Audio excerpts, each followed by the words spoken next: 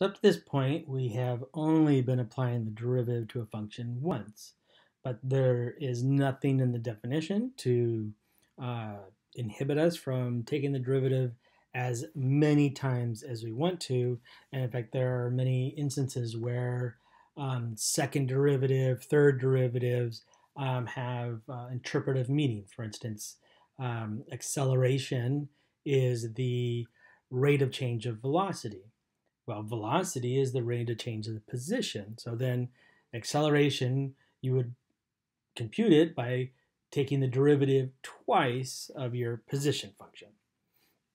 So let's establish what we mean by a second derivative and the notation we'll use. So a second derivative is the derivative of f, and we denote it with the, if we're using prime notation, we denote it with the double prime notation as we see here. So we got f double prime. Now, the third derivative of f is the derivative of the second derivative, and we will denote that with a triple prime, or sometimes to make it easier to read, we'll raise it to the 3, but we're sure to put parentheses in here because we don't want to be mistaken of this to mean the function raised to the third power. So when we put parentheses, we're saying, hey, we're going to do the derivative 3 times, and in general, the nth derivative is the derivative of the n minus 1 derivative, and we denote it again as f raised to the parentheses n. That's our notation. We'll never say parentheses raised to the parentheses n. We'll just say the nth derivative of f. So how does that pan out in regards to differentials? Well, if y equals x and f of x, y equals f of x, sorry, then the second differential of y, and we'll denote it as d raised to the 2y is equal to f double prime of x dx squared. And in general, the nth differential, dny, is the nth derivative of f times dx to the n. And this gives some nice notation, comparing the Leibniz notation to the Newtonian notation, that if I talk about the second derivative of f, I could write it this way, d squared y over dx squared. And when I talk about the nth derivative, I can denote it by dny over dx to the n. So let's give some justification. It's not going to be a proof by any means, but a justification of this notation here. So let's just start with what would be the second differential of y. So y is equal to f of x. Then we know that dy, by definition, is the derivative of f dx. And so the differential of the differential of y would be the differential of f prime of x dx. And we will, technically not true, but remember this differential dx is oftentimes associated with the infinitesimal, so we can think of it like a constant. So when I take the differential here, this dx is a constant.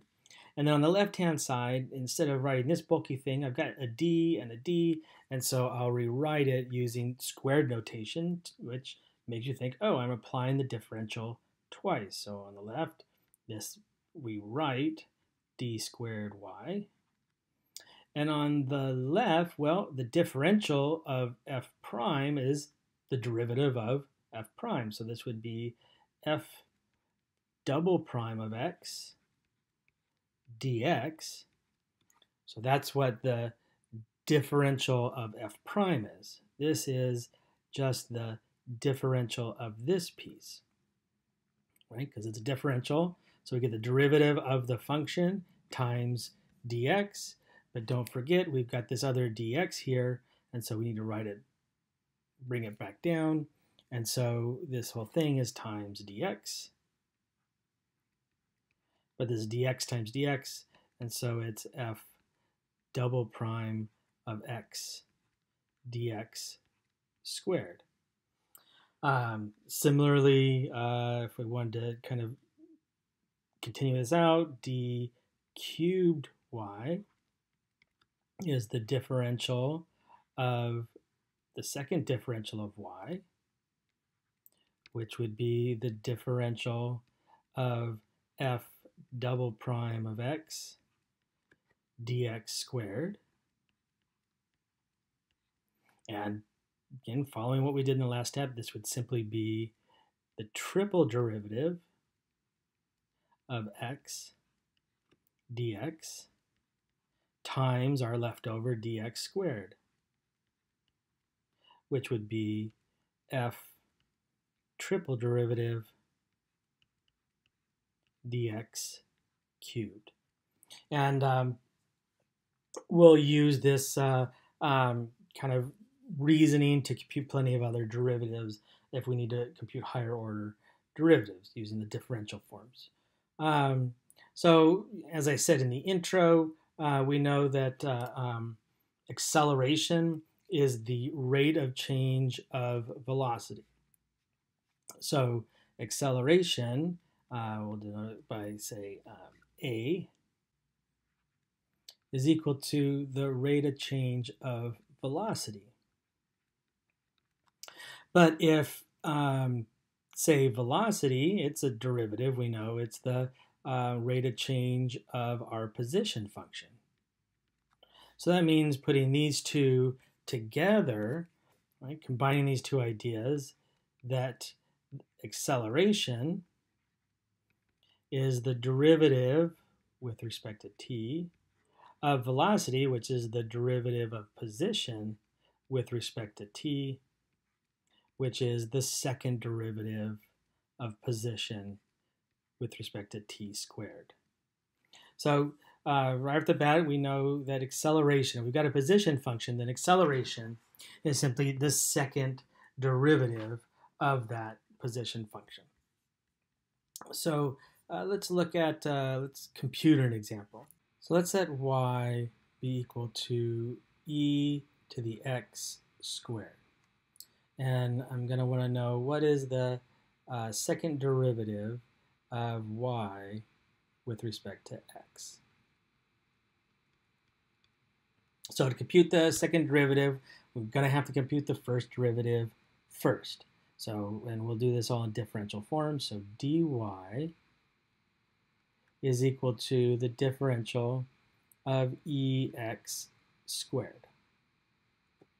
And just so we're remembering our differential rules, so the differential of e to the u is equal to e to the u du. So we can move forward. Our u is x squared, so this is going to be equal to e to the x squared dx squared. And now this is a power rule, and so the power comes down when we take the differential. It'll become the coefficient, and this power will go down by 1. That's our power rule. So this is equal to ex squared times 2x dx, or more naturally, 2x e to the x squared dx.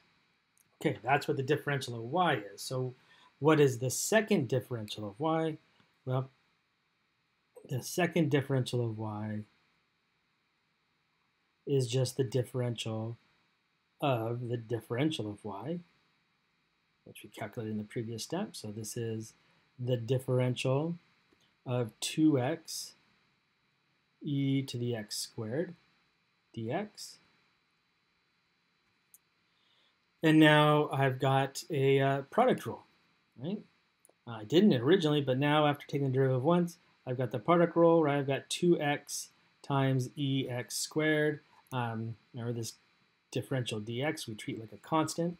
So this is equal to, using the product rule, is equal to the differential of 2x times e to the x squared plus 2x times the differential of e to the x squared all times dx, right? This constant dx was able to come out like it does with differentials.